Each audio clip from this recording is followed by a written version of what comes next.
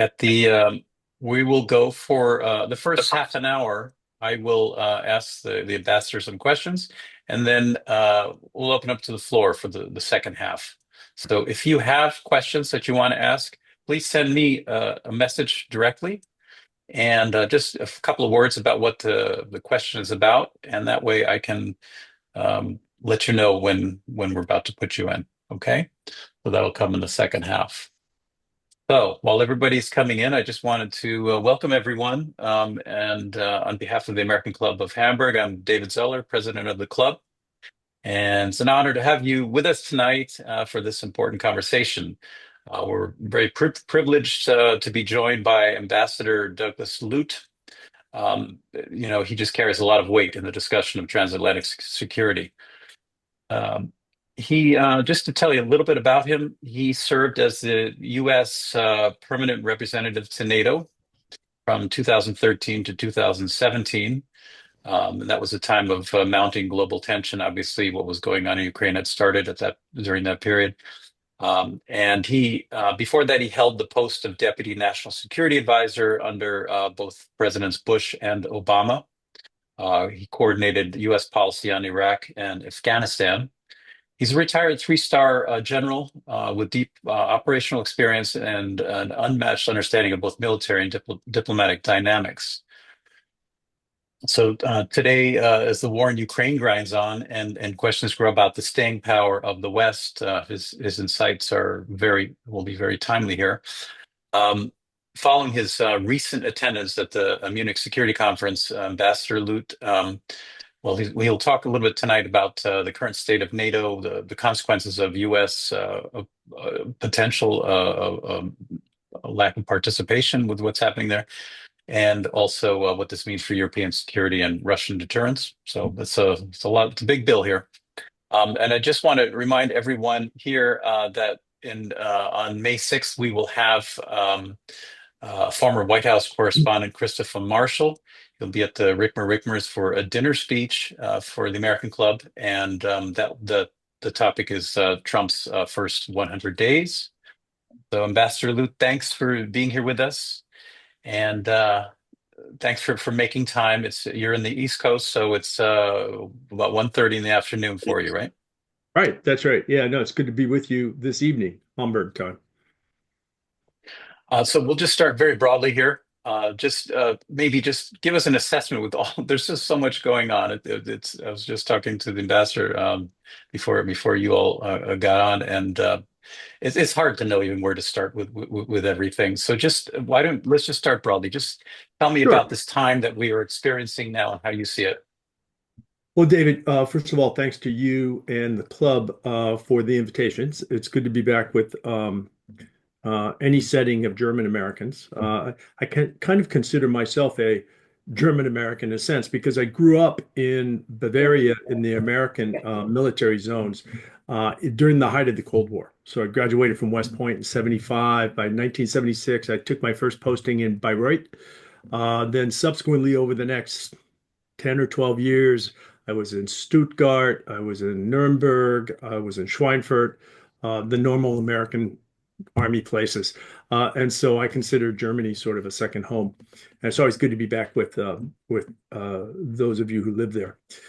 So to David's first question, I think there's something bigger going on here than simply Trump or than simply Ukraine or even simply the rise of China. And I think what it is that the international system itself, the way the international community of nation states is organized, is in transition. So let me back up a little bit. Um, Under President Biden and Chancellor Scholz of Germany, they both talked about a strategic inflection point, a pivot point, where fundamentally the system was changing. Scholz called it Zeitenwende, right? And Biden often talked about this being a historic moment. And it began, as they talked about this with the invasion of Ukraine in 2022, I began to think about this and said, I asked myself,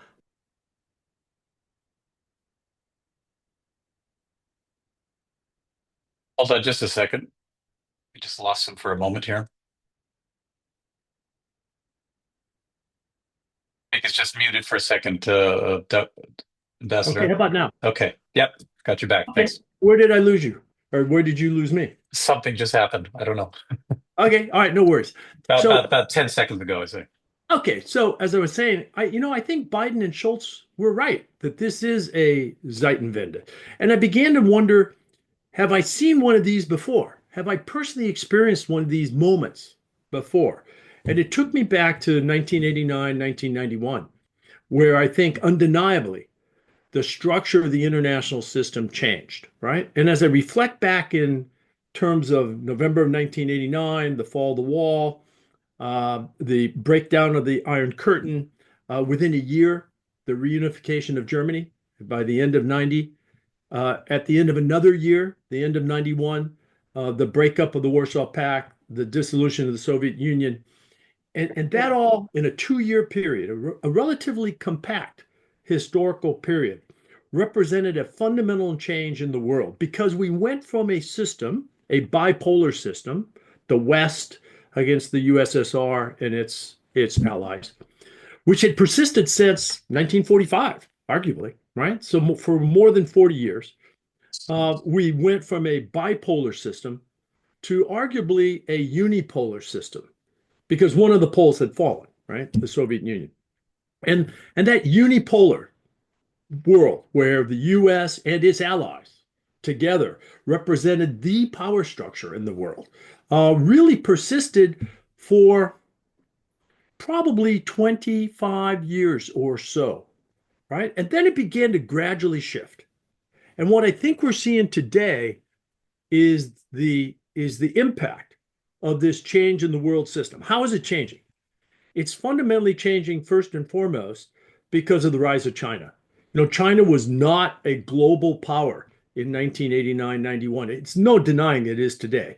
By some counts, it's the number two economy in the world. By other accounts, the number one economy in the world, no question. It has political cohesion internally. It carries a big stick on the world stage.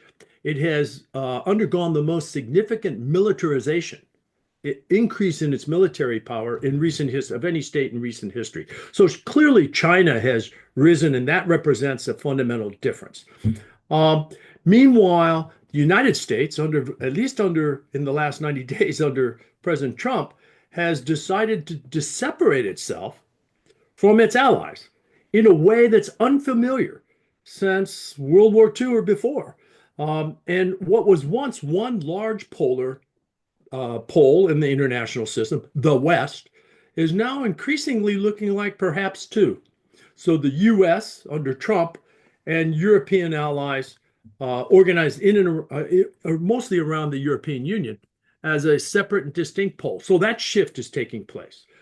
And then you have Vladimir Putin in the Kremlin, who's essentially saying he's observing these power shifts, and he's essentially saying, "What about us? What about Russia?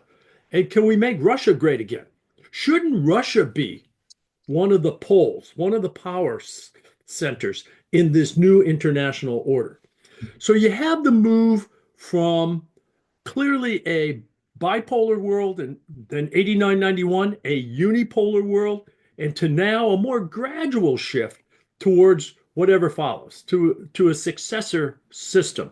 It will at least feature, in my view, the US and China, clearly. Where Europe falls out in this international system is still a question. And a role for Russia is also a question. There are many other states I haven't mentioned, but most of them will sit in a gray zone, I believe, and pick and choose which of these power centers they want to align with on an issue by issue basis. So some will align with the US on some issues, but with China on other issues, and so forth, right? India is a classic case in point here. India doesn't ascribe to a indefinite close relationship with one pole or another, while denying relationship with the opposite. So I think as a backdrop, and in response to David's first question, much of the drama we read about on a day-to-day basis, or we hear from the media, plays out against this backdrop of fundamental tectonic shift, historic shift in the international system. And I think I just offer that by way of opening context. Uh, I'm just you were as ambassador to NATO. I'm just wondering how that actually works because now we have Matthew Whitaker who's there, and we heard about this Right. character in the first Trump administration. And how is he seem to be performing so far? And how independently does he actually how independently do you act as an ambassador to NATO? Are you just following under what the president's saying, or are you following under Marco Rubio? Tell a bit about the dynamics and how you think he's doing so far. Well, okay, so back to the basics, right? So all 32 members of NATO have an ambassador assigned to NATO headquarters, and they're all under the same roof in this new building just a couple miles from the Brussels airport in Brussels. And so the title is actually permanent representative, but each of those 32 perm reps, as they're called, are at ambassador rank.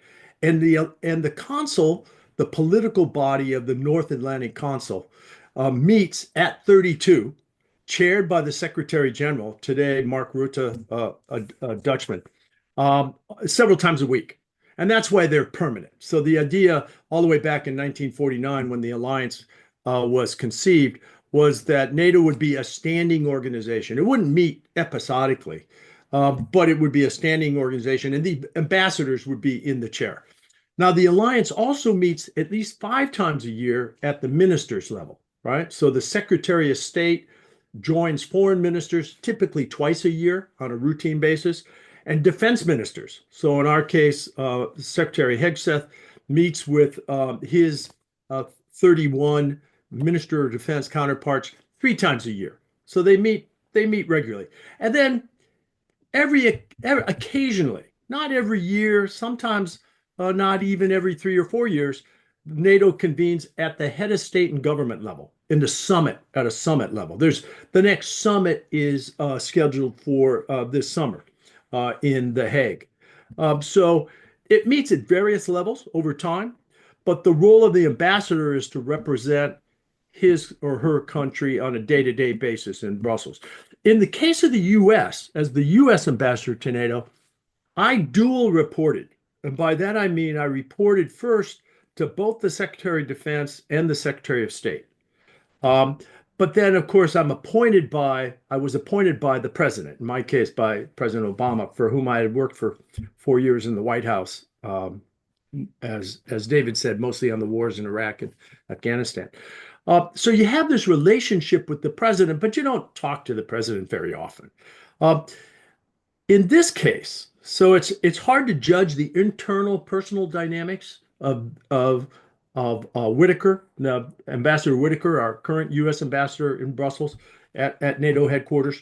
Um, but it appears that he's more beholden, as most Trump appointees are. He's more beholden to the president himself than he is to sort of the institutional State Department or to the Secretary of State or the Secretary of Defense. It's a little peculiar in that he comes from Iowa. He's a lawyer from Iowa. He served briefly in the Justice Department under Trump's first administration. He doesn't have international or military experience, so that'll be a steep learning curve for him to learn what NATO's all about and how it operates and so forth. But he's got a very capable U.S. staff, mostly drawn from the State Department, the Defense Department, and the intelligence community. So if he listens to his staff, they'll assist him as he climbs this learning curve that I've described. But we'll see. So far, in the last, I think he's probably been there about less than 30 days.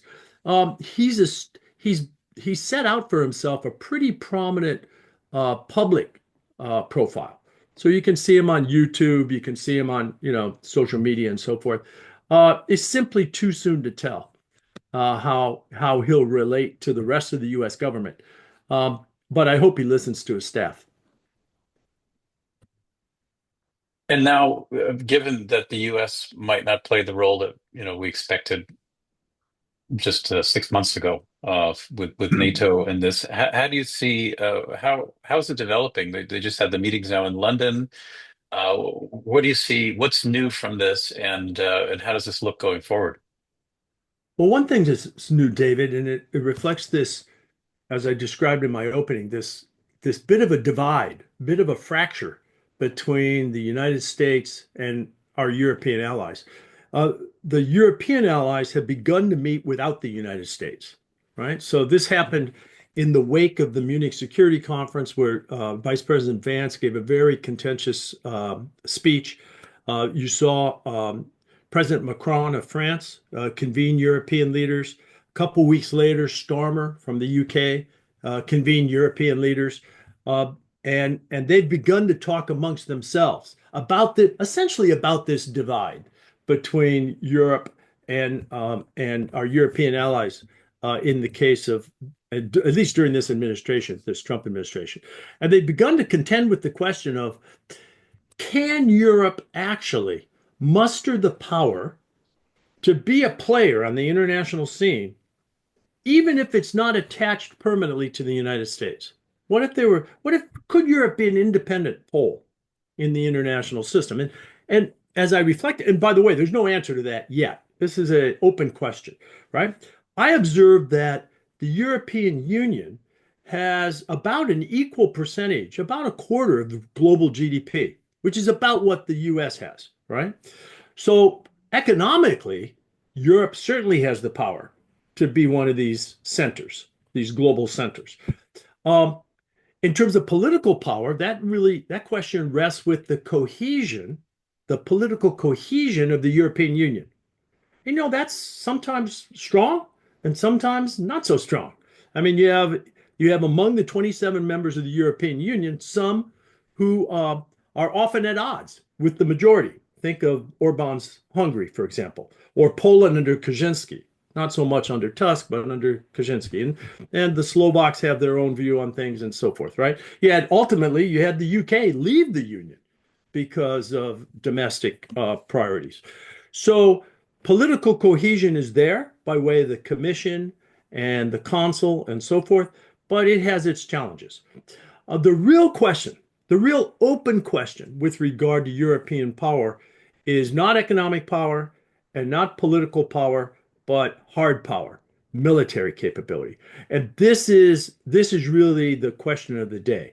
Will Europe, aside from its relationship with the United States, will Europe develop sufficient, separate, increasingly independent military power of the United States, from the United And you've seen von der Leyen, the president of the Commission, the European Commission, make statements with regard to funding that process, because this is a expensive and I would argue decade-long initiative to build the hard power necessary for Europe to stand as an independent power source or power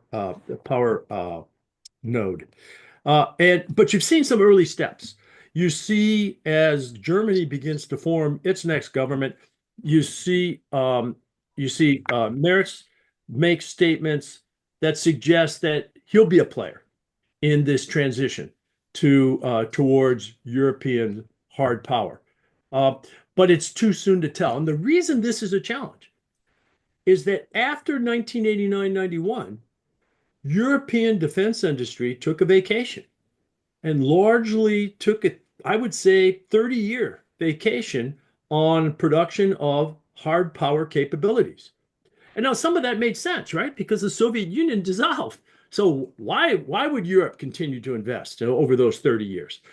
But clearly, since 2014 and the last previous invasion by Russia of Ukraine, arguably Europe's been slow on the uptake in terms of reestablishing its own hard power. And while Europe didn't have its own hard power, it relied on the United States. And now with the second election of Donald Trump, I think European leaders are realizing that it is no longer a safe bet to count on America, at least in America led by this wing of the Republican Party, and that they need to buy some sort of life insurance. And the premiums for this life insurance is increased defense spending. It's interesting. Weeks after the February 2022 invasion by Russia of Ukraine, Chancellor Scholz announced a 100 billion euro supplemental defense funding. Right, he got this through the Bundestag, and so 100 billion euros. That's about 2 years of German defense spending at the time, and it was designed to sort of be to prime the pump, to be a catalyst for German defense investment.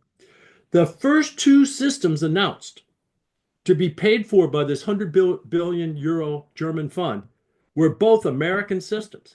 The F-35 fighter, so fifth generation aircraft, and a heavy lift helicopter, the CH-47. That doesn't mean anything. But the point is, when Scholz got the 100 billion, he didn't have German systems to buy.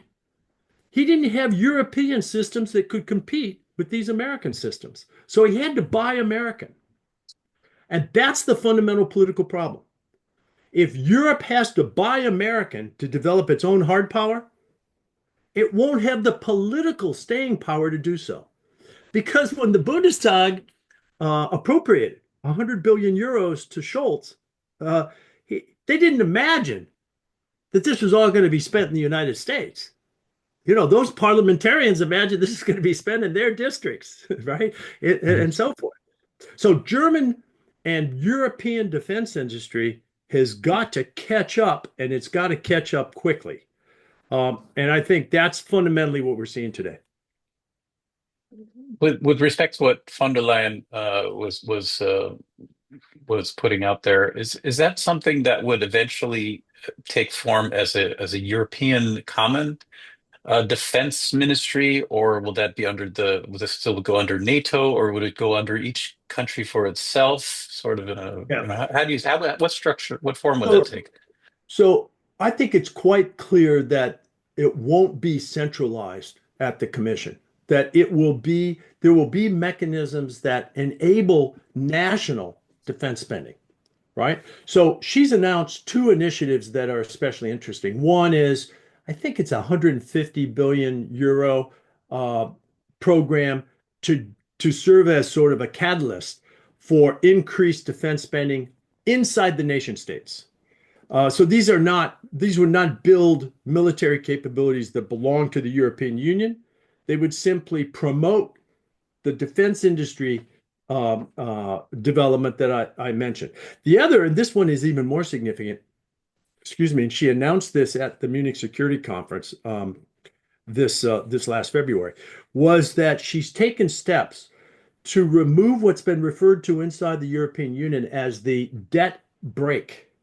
I have no idea how to translate that, but this is a notion that budgets have to be balanced inside the member states of the European Union.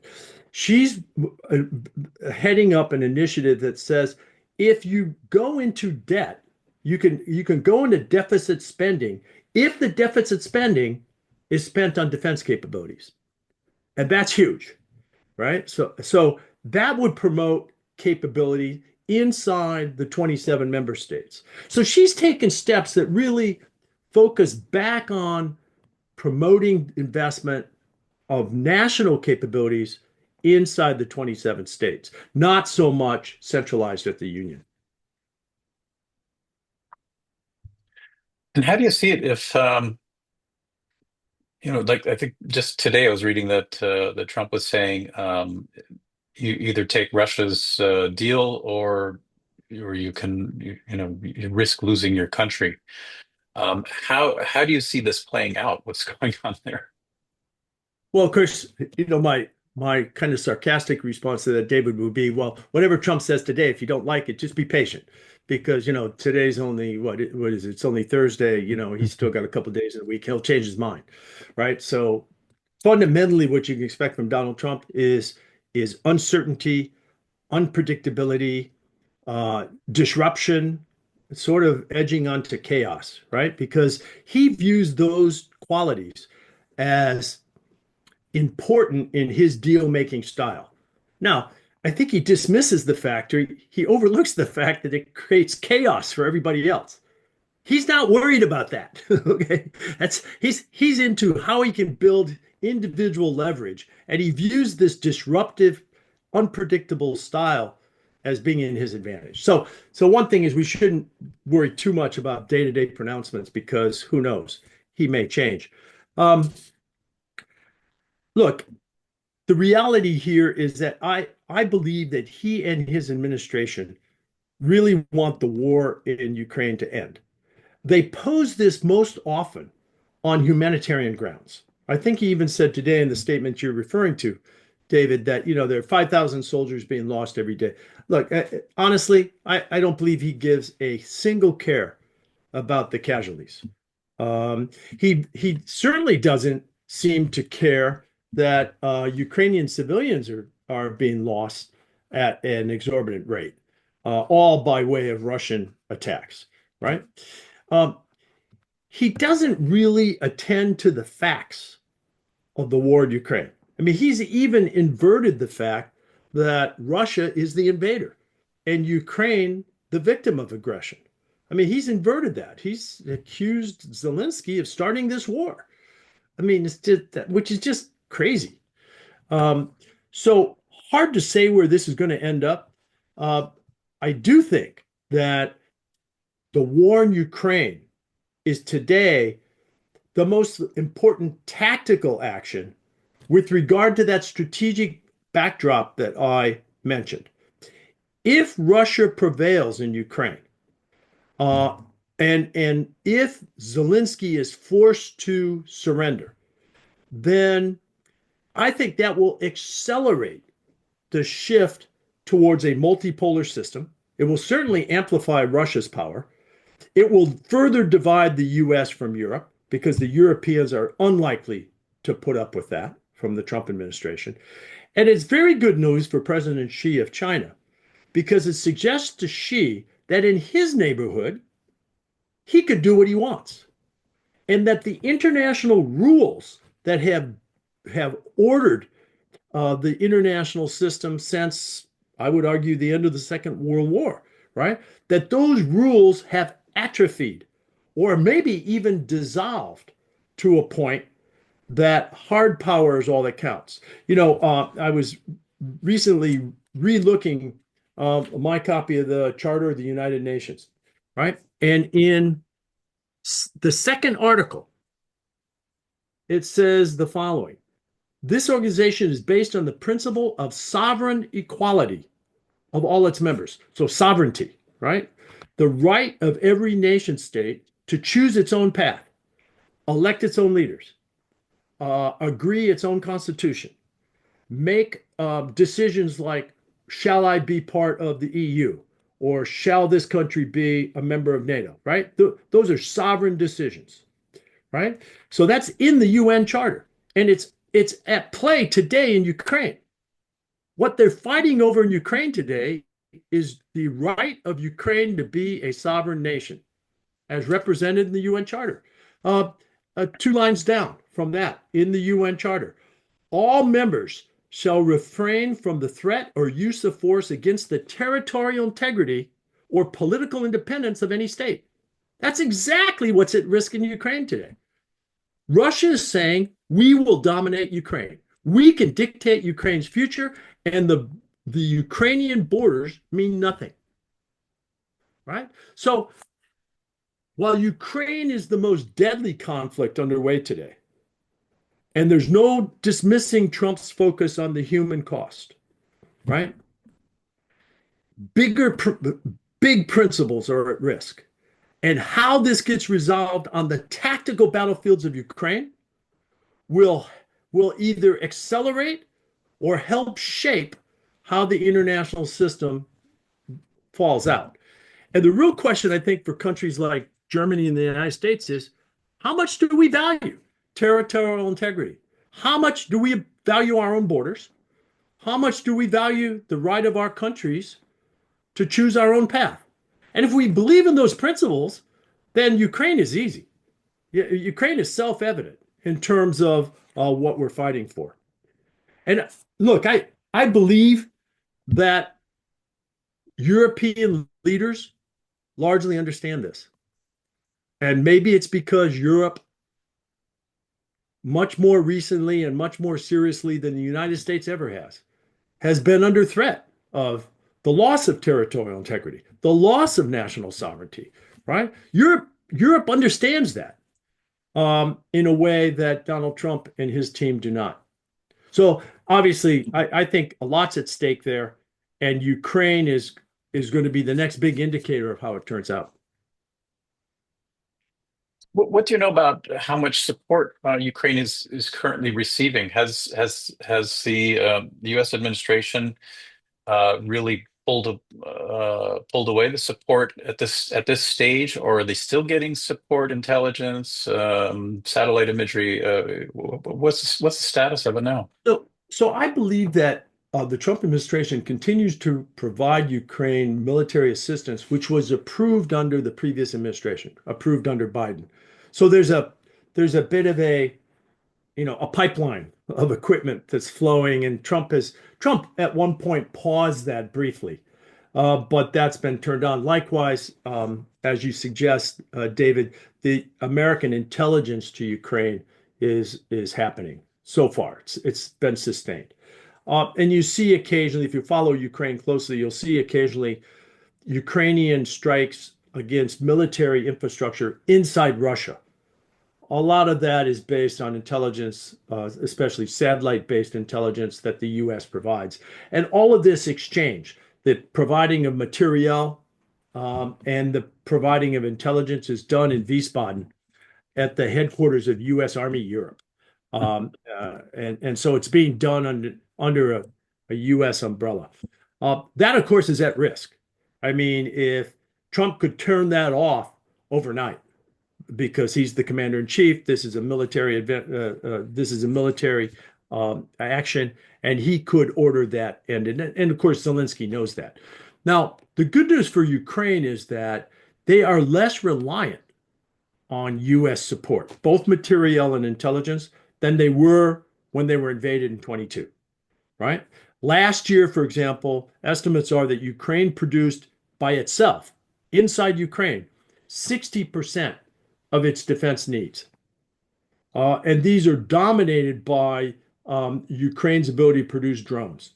Ukraine produced indigenously inside Ukraine over 1 million suicide drones last year.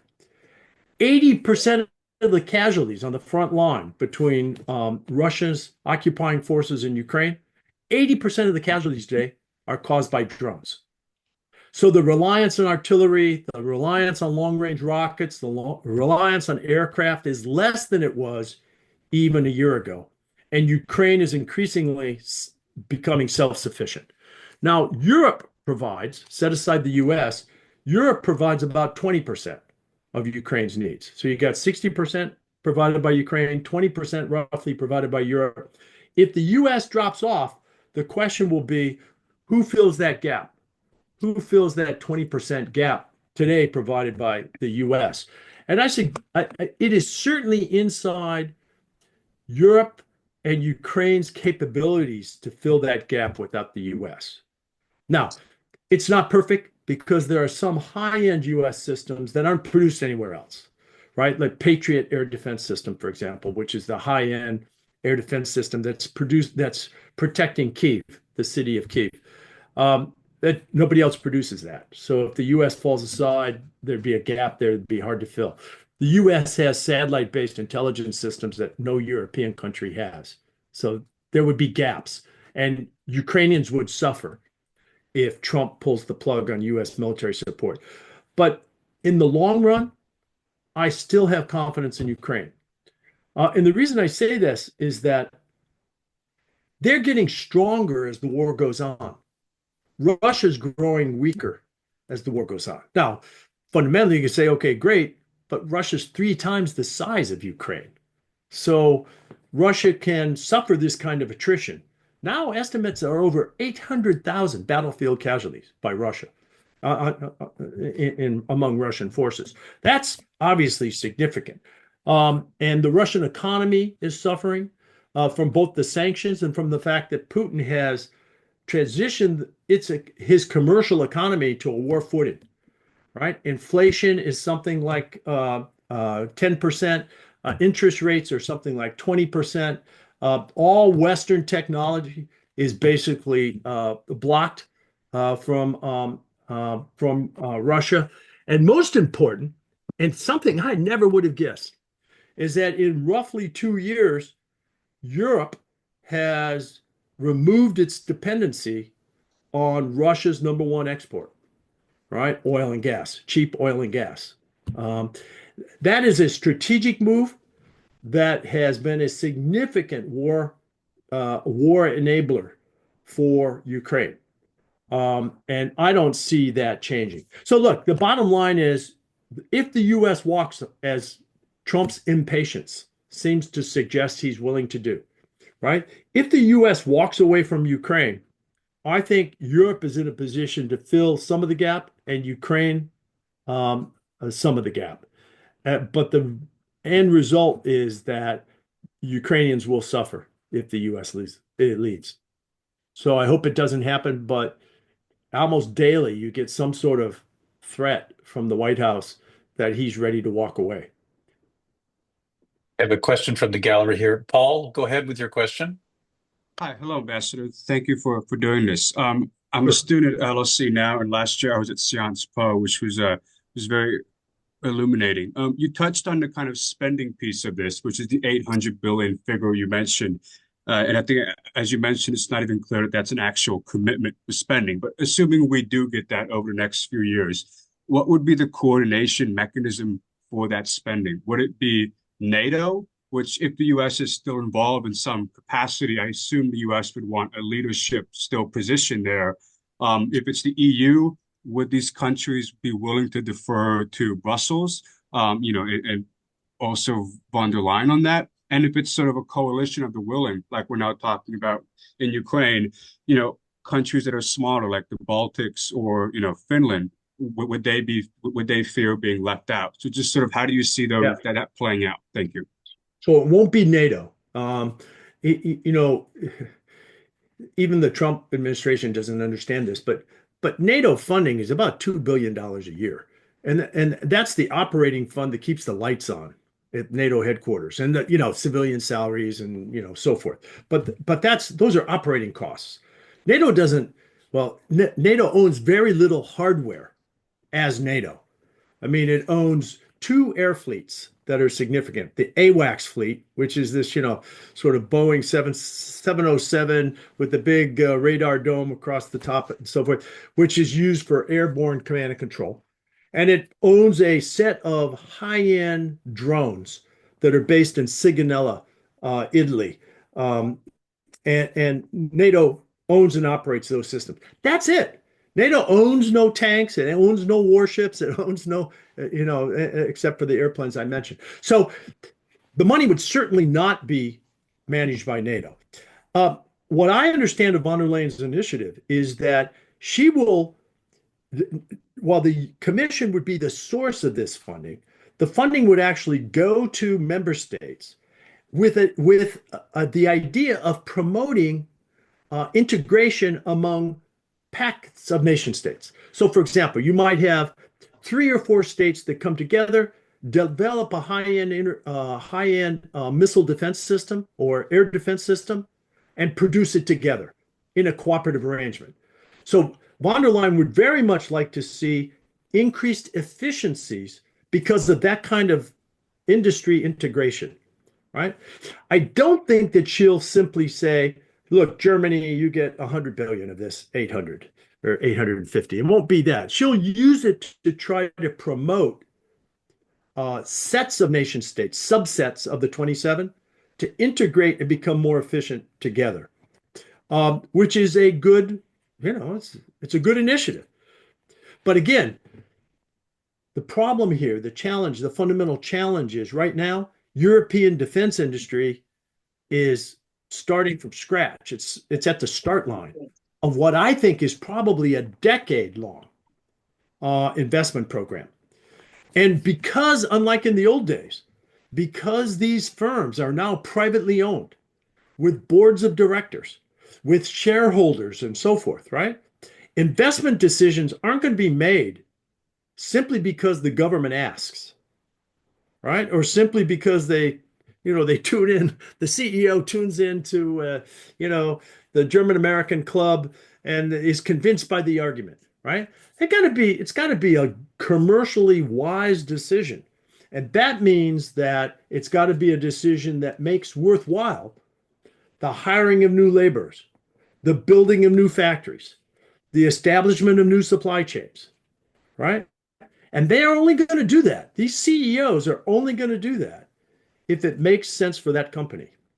And so it's important that you have catalyst funds like the 850 billion being discussed at the European Commission, but they also have to team that up with consistency. It can't be a 1 or 2 year program. It's got to be, in my view, an 8 or 10 year program. We're beginning to see some of this. I mean, Rheinmetall is doing some interesting investment and so forth. So, in fact, Rheinmetall has opened an ammunition factory inside Ukraine. Very interesting. So, if you get more of that kind of action, then I think it can really make a big impact. Thank you. I have a question here from the gallery. They want me to ask it. Okay, please ask if it is not in the U.S. interest to keep Ukraine out of Russia's grip, as they have built the drone electronic warfare capabilities. Nobody can want Russia to seize that. Yeah, I mean, I have to agree. Now, the good news is that I don't think Russia has the offensive capability on the ground to subjugate Ukraine. And the reason for this is you actually have to go back to 2022. So with the 170,000 Russian troops that invaded in February of 2022, those troops were organized, trained, and equipped by Putin as a result of a 10-year investment program. So he tried to modernize the Russian army. That's the army that invaded in February of 2022. We've seen in the last 3 years how well that army did. Not well. And by the way, that army no longer exists. That army's been destroyed over the last 3 years in Ukraine. When you see press reports that today the Russian offensive continues, what we're talking about are a dozen Russian soldiers around villages that have been deserted, advancing mostly on foot and suffering tremendous casualties. So these are not offenses in the sense of historic World War II movements. These are very tactical engagements. And they're enough to keep the narrative going that Russia's on the move, but they're not enough to really make much of a tactical difference or much of an operational difference. And the Ukrainians too have suffered, but the Ukrainians have, as I mentioned, built their defense industry and have transitioned the way the fight is happening. They've transitioned the nature of the fight to drones, where they have an advantage. I was in September, I was last in Ukraine, and I took a tour out beyond Kharkiv to a drone unit, right? And it's kind of a funny story. So, as good Americans, the embassy had given us helmets and Kevlar protective vests, and they put us on there's about 5 of us going out. We were all former military guys. And, we were 20 kilometers from the front line. So it's no great danger or anything, right? We come up on this wood line, the doors of the little minibus open, and the 5 of us get out. And of course, we meet our Ukrainian army hosts. They're wearing baseball hats turned around backwards and Grateful Dead t-shirts. Okay. And, as good Americans, we're fully armored. So we quickly got rid of our armor. We began to talk to these guys. And a couple interesting things. First of all, I asked them about how they, as a drone unit, a frontline drone unit, stay in front of Russian countermeasures. Because, the Russians aren't just absorbing these attacks. They're adapting and trying to change and so forth, right? And they said 2 interesting things. First of all, the Ukrainians changed their drone techniques every 3 to 6 weeks to stay in front of the Russian counters. That's, you know how long it would take an American unit to change its tactics? 3 to 6 years. Okay. And the Ukrainians are turning every 3 to 6 weeks. The other interesting thing is that one of the major counters to Ukrainian drones is to interfere with the electrical signal between the drone controller. Think about a PlayStation control box, right? Mhm. And the drone, which is out there flying tens of kilometers away.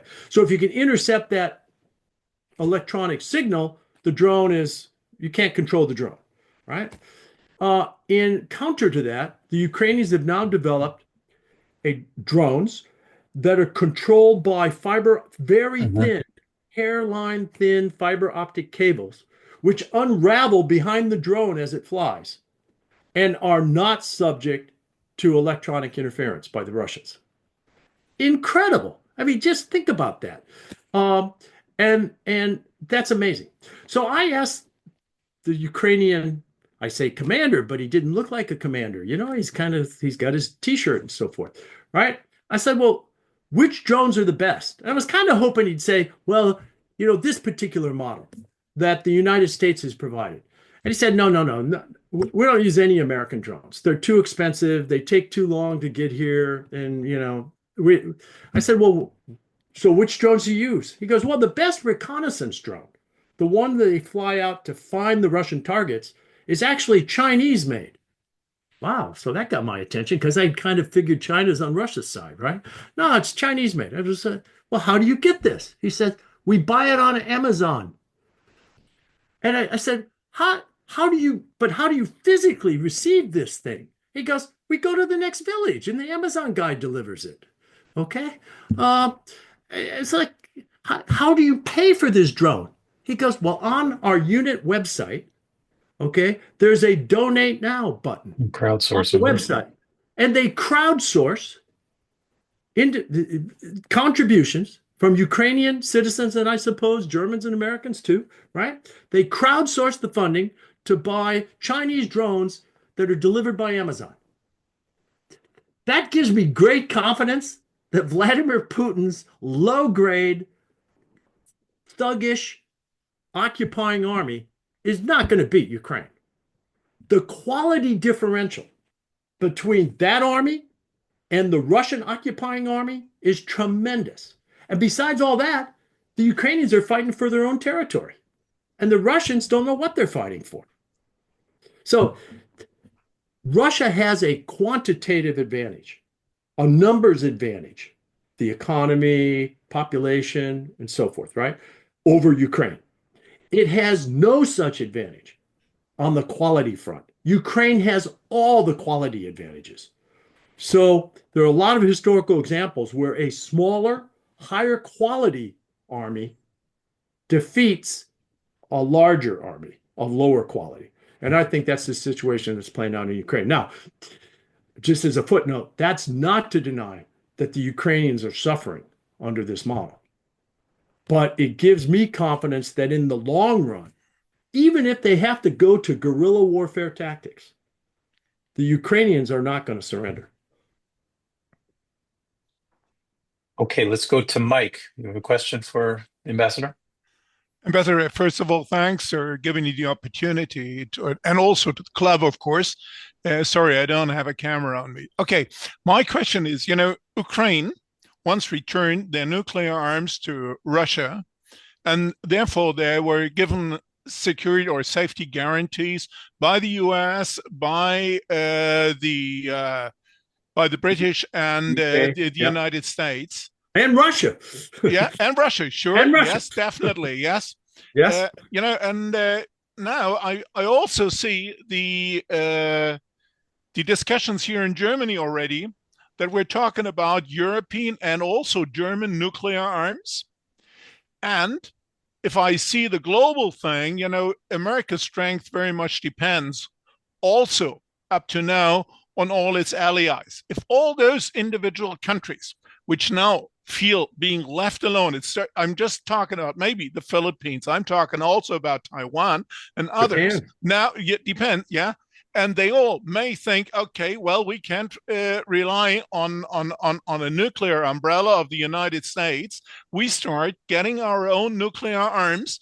Then you have a multiplication of onus, and we see how, and the United States should also, they're fighting nuclear armament in Iran, they're fighting it in Pyongyang, and it's ridiculous because they're torpedoing their own safety requirements and their own needs, and this is something which is I simply can't understand. Thanks for answering that question. Oh, look at the scenario you just described with regard to the proliferation of nuclear weapons and how it is against fundamental American security interests. Is the security counterpart of the argument against tariffs, right? On the economic front. I mean, tariffs are fundamentally suicidal, right? Or fratricidal, right? They hurt the imposer of the tariff just at least as much as the recipient of the tariff. And on your point on nuclear weapons, two thoughts. First of all, Zelensky remembers the 1994 Budapest Memorandum. This is the memorandum which, as your question states, was when Ukraine, one of the former 15 SSRs, right? So the Ukrainian Soviet Socialist Republic was one of the 15 that made up the USSR. When after 91, when we then had 15 independent nation states, Ukraine was the third largest nuclear power in the world. Right? And by way of the 1994 agreement, brokered by the US, we gave Ukraine a promise that if it gave up its nuclear weapons and returned them to Mother Russia, to now the Russian Federation, right, that the US, the UK, and Russia would respect and protect Ukrainian sovereignty and territorial integrity. Well, we saw how well that lasted, 20 years. Until Putin invaded in 2014. This is fundamentally important today because this is why Zelensky doesn't believe, and Ukrainians do not believe, that any such written agreement is credible. And it is why Zelensky is reluctant to sit with Vladimir Putin, sign some sort of deal, and believe that Putin's going to abide by it. Okay, so there's history here that the Trump administration is not paying attention to that explains why Ukraine feels as it does. And then the second point to your question is this notion of if others begin to doubt what is referred to in technical terms as America's extended deterrence, meaning America's pledge that we will defend, you don't need nuclear weapons, Germany, because you can count on the American arsenal, right? Which has been the promise since World War II. If that promise breaks down, if the credibility of extended deterrence is eroded, then I'm with you. I believe that states like Germany, like Japan, like South Korea, like Australia, and perhaps others will make independent, sovereign national decisions about how to protect themselves. And if they can't depend on the United States, one such option would be to consider nuclear weapons. Now, I'm not predicting that the German government is going to rush towards nuclear weapons, right? There are other options like France picking up some of the extended deterrence commitment, or the UK extending its deterrence umbrella to other states. But those are not easy decisions either by the nuclear state or by the recipient, right? So one of the unintended consequences of this division between the US and Europe is this question of promoting nuclear proliferation, which again puts us on a very dangerous precipice of the increase in the number of nuclear weapon states, and therefore the attempt to control the spread of nuclear weapons becomes much more complicated. This has been This has been a international priority since Hiroshima and Nagasaki, right, in 1945, to control the spread of nuclear weapons. And if we persist on the current path, as the question suggests, we could rapidly destroy this notion of controlling nuclear proliferation. And that's especially dangerous. So Ukraine, this is playing out in Ukraine as well, right? Because you can imagine if Ukraine is denied membership in NATO and is denied assurances that it can count on from Europe and the United States, Ukraine may well become the next nuclear weapon state. So we're just coming up to the end of the hour. I just want to. There's a couple of questions that came in. I'll just try to sort Sure, of I'll be brief. formulate that into. One person was asking that if you think that Ukraine could win back the land that Russia's occupied, what military equipment would it take? And obviously and I think on the flip side, if there's no peace, if there's no peace settlement, do you see Russia pushing further into Ukraine? Do you see it, or do you see it just stopping there?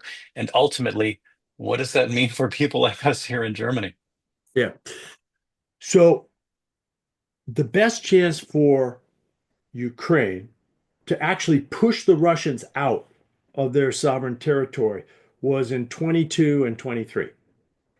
But in no small part, because of the Biden administration's approach to providing Ukraine military capabilities, this what I refer to as the penny packet. There must be a good German word for this. But Germans have good words for everything. They're very descriptive of everything, right? But this sort of step-by-step, incremental, very cautious approach to providing them weapon systems, we denied Ukraine this best opportunity to actually push the Russians out. And so now we're essentially in a stalemate along this line. I don't see the Russians with the capability of taking a lot more of Ukrainian territory, but likewise, I don't see the Ukrainians penetrating these Russian defenses, which were built during the Biden years, right? Biden not only denied Ukraine the offensive capabilities, it gave Russia the time to build these in-depth defenses. So I don't see a big shift in the front lines. There's one vulnerability that I would like to see Ukraine take advantage of, one vulnerability in Russia. And that is that the 500,000 Russian troops that are on sovereign Ukrainian territory, the occupying army today, is very vulnerable on two counts. First of all, as I've described, it's a low quality army, right? So it's almost an army of thugs and criminals. It is led by coercion, not by cohesion. It is poorly trained, poorly equipped, poorly led, and so forth. It's a low morale army, low discipline army. And it sits behind these defenses that Ukraine cannot penetrate. The second vulnerability for this army, though, this low quality army, is it relies on Russian railroads to resupply it. This has been Russian military doctrine forever because of the vast distances inside Russia, right? Railroads are vulnerable because they're fixed, right? I mean, you don't move a railroad. So bridges, tunnels, switching stations, engine yards, fuel depots, the lines themselves, if Ukraine had sufficient long-range strike systems, could be cut. And once cut again. The classic case here is the Kerch Strait Bridge between Mother Russia and the Crimea Peninsula, which is the lifeline for the Russians occupying Crimea. How the Kerch Strait Bridge remains standing is beyond me, right? So if you combine the fact that they depend on railroads with the low quality of the occupying force, there's a prospect here that Ukraine does not have to penetrate the defenses, but rather could put this low quality force at risk of internal collapse. If Putin were faced with the dilemma of, do I continue to occupy Ukraine, or do I face the collapse, the wholesale collapse of my occupying force, I believe his decision calculus changes. because his army and the leadership that leads all the way up to the Kremlin depends on the reputation of that army and will do almost anything to avoid its collapse. So this argument, I mean, if we had another hour, we could talk about, okay, what are the chances of escalation and so forth. And that's not, the chances of escalation to nuclear weapons is not zero. But I think the last 3 years demonstrate that Putin is not serious about using nuclear weapons in Ukraine. So I think there's a way to do this without launching headlong attacks against the Russian defenses.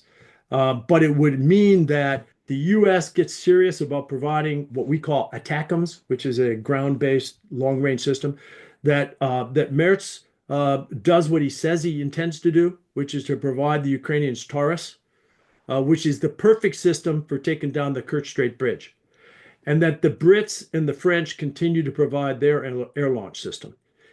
Combined, along with the systems that the Ukrainians are developing, you could isolate this occupying force and have it collapse from within. That would be, from a military perspective, that's the ticket. Well, thank you so much. Thanks for your take and analysis and overview and details. This has been very informative. Thank you very much, Ambassador. Well, thanks to you, David, for hosting, but also to the club for being involved, staying informed, and staying on this issue. And thanks, and like you said, thanks for everybody who attended today. We look forward to seeing you in person on May 6th at aboard the Rickmers for a dinner speech with former White House correspondent Christoph von Marschall. Hope to see you there. Hope to see you again at an American Club event. And I'll try to connect with the ambassador when I'm in DC soon. Great. Okay. Thank you, everyone. And if Thank you. everybody can unmute and just give him just say thanks. That would be nice. Thank you so Okay, much. no worries, no worries. Thank you. Okay, thank Really you. great. Okay, thank you from Hamburg. Thank you. Okay, there you go. To inside All right, the good club, night. Thank you for your service. Thank you. right? Ciao. Ciao, ciao. So petty package means bedeutungslos in German. What is it? So what is it? Bedeutungslos. Okay, all right, got it. Or Bedeutungslos. unbedeutend, unerheblich. I've increased my vocabulary. That's a hard one. Thank you. Bye. Thank you. Bye-bye. Bye. Bye, everyone.